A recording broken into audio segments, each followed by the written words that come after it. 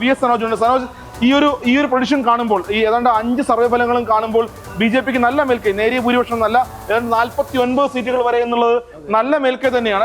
എങ്ങനെയാണ് അതിനെ കാണുന്നത്? അല്ല, ഇതൊരു അർത്ഥത്തിൽ നമ്മൾ മാധ്യമപ്രവർത്തകർ പ്രഡിക്റ്റ് ചെയ്യുന്ന രീതിയിൽ തന്നെയാണ് ഇപ്പോൾ പോയിക്കൊണ്ടിരിക്കുന്നത്. കാരണം ഇത്തവണ ഒരു നെക്ക് ടു നെക്ക് ഫൈറ്റ് ആയിരിക്കും എന്നുള്ള കാര്യത്തിൽ യാതൊരു തർക്കവുമില്ല.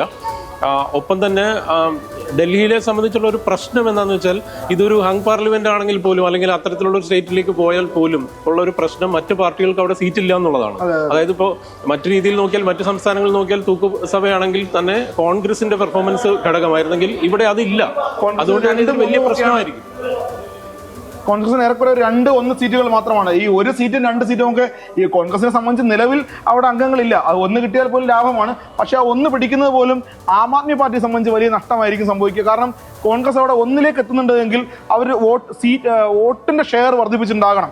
കാരണം കഴിഞ്ഞ തവണ 0 ആയിരുന്ന കോൺഗ്രസ് ഇത്തവണ 1 എത്തിയിട്ടുണ്ടെങ്കിൽ വോട്ട് ഷെയറിംഗ് വർദ്ധിപ്പിച്ചിട്ടുണ്ടായിരിക്കണം. അത് ഒരുപക്ഷെ ആം ആദ്മി പാർട്ടിക്കായിരിക്കും നഷ്ടം ഉണ്ടാക്കിയിരിക്കുക, അല്ലെ? അതെ, തീർച്ചയായിട്ടും ആം ആദ്മി പാർട്ടിയെ സംബന്ധിച്ചാണ് ഇത്തവണ ഒരു പ്രതിബന്ധങ്ങൾ കൂടുതലുള്ളത് എന്ന് തന്നെ പറയേണ്ടി വരും. കാരണം പല വിഷയങ്ങളുണ്ടായി. ഒന്ന്, വലിയ രീതിയിൽ അവസാനത്തെ ലാപ്പിൽ, ഇലക്ഷനെ സംബന്ധിച്ചുള്ള ലാസ്റ്റ് ലാപ്പിൽ BJP വലിയ രീതിയിലുള്ള പ്രചരണ ഒരു തരംഗം തന്നെ BJPയെ സംബന്ധിച്ചിടത്തോളം അവർക്ക് സൃഷ്ടിക്കാൻ പറ്റി. ഒന്ന്, പ്രധാനമായിട്ട് മാലിന്യ പ്രശ്നം ഉൾപ്പെടെയുള്ള വിഷയങ്ങൾ, യമുനയിലെ കുടിവെള്ളം അടക്കമുള്ള കാര്യങ്ങൾ, ഒപ്പം തന്നെ സിസോദിയുടെ അറസ്റ്റ്, കെജ്രിവാളിന്റെ അറസ്റ്റ്, കൈക്കൂലി കേസുകൾ, പല നേതാക്കളും പാർട്ടി വിട്ടുപോകുന്നു, സ്വാതി മലവാളിനെ പോലെ വിമത നീക്കം നടക്കുന്നു, അതിശയമായിട്ട് പ്രശ്നങ്ങൾ ഉണ്ടാവുന്നു. ഈ രീതിയിൽ വലിയ പ്രതിസന്ധി AAPയെ സംബന്ധിച്ച് നിലനിൽക്കുന്നു. അത് മുതലെടുക്കുന്നതിൽ BJP ഒരു പരിധിവരെ നല്ല രീതിയിൽ പ്രചരണത്തിൽ വിജയിച്ചിട്ടുണ്ട്. പക്ഷെ ഈ എക്സിറ്റ് പോൾ ഫലങ്ങൾ മാത്രമല്ല, എങ്ങനെയായിരിക്കും ജനം ചിന്തിച്ചിട്ടുണ്ടാവാൻ നമുക്ക് പറയാൻ സാധിക്കില്ല. എല്ലാ കാലത്തും ആം ആദ്മി പാർട്ടി ഒരുപക്ഷെ ചെയ്തിരുന്നത് ഈ അവരുടെ ഒരു അഴിമതി വിരുദ്ധ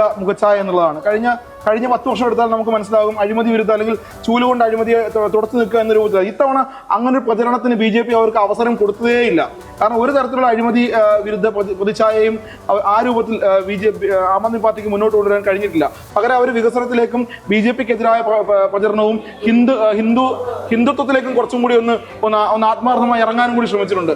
അവരുടെ പ്രതിച്ഛായ അല്ലെങ്കിൽ അവരുടെ യഥാർത്ഥ ലൈൻ, അഴിമതി വിരുദ്ധത എന്ന ലൈൻ നഷ്ടപ്പെട്ടു പോയതായിരിക്കും ഒരുപക്ഷെ ഈ എക്സിറ്റ് പോളുകളിലേക്ക് നമുക്ക് ചൂണ്ടാൻ കഴിയുന്നത്. നമുക്കിവിടെ കാണാം, അതായത് ഇപ്പൊ നമ്മുടെ തന്നെ ചാനലിൽ കൃത്യമായിട്ട് കാണാം, ഓരോ വിഭാഗത്തിന്റെ അല്ലെങ്കിൽ ഓരോ ഏജൻസിയുടെയും ഫലങ്ങൾ പറയുന്നത് ഏകദേശം ഒരുപോലെയാണ്. അതായത് ഈ 37-40 എന്ന് പറയുന്ന ആ ആംഗിളിൽ തന്നെയാണ് നിൽക്കുന്നത്. പക്ഷെ ഇത്തവണ എല്ലാ അർത്ഥത്തിലും AAPയെ സംബന്ധിച്ചാണ് പ്രതിസന്ധി. അത് നമ്മൾ നേരത്തെ പറഞ്ഞു.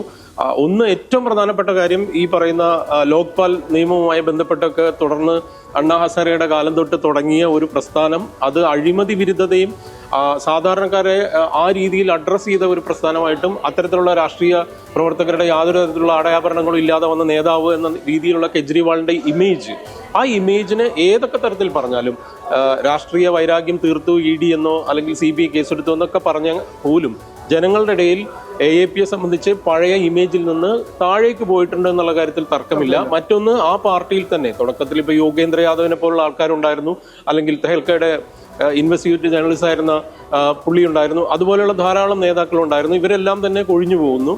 ഒരു പ്രത്യേക വിഭാഗത്തിന്റെ കയ്യിൽ മാത്രമാണ് പാർട്ടി നിൽക്കുന്നത് എന്നുള്ള ആരോപണം വരുന്നു. ഈ തെരഞ്ഞെടുപ്പിൽ തന്നെ പ്രധാനപ്പെട്ട കാര്യം, നിരവധി MLAമാർ AAP വിടുന്നു, 8 MLAമാർ രാജിവെക്കുന്നു. അതിൽ വലിയ വിമർശനങ്ങൾ അഴിമതിയുമായി ബന്ധപ്പെട്ട MLAമാർ ഉയർത്തുന്നു. അവരൊപ്പം തന്നെ അവർ BJPയിൽ ചേരുന്ന ഒരു സാഹചര്യം ഉണ്ടാവുന്നു.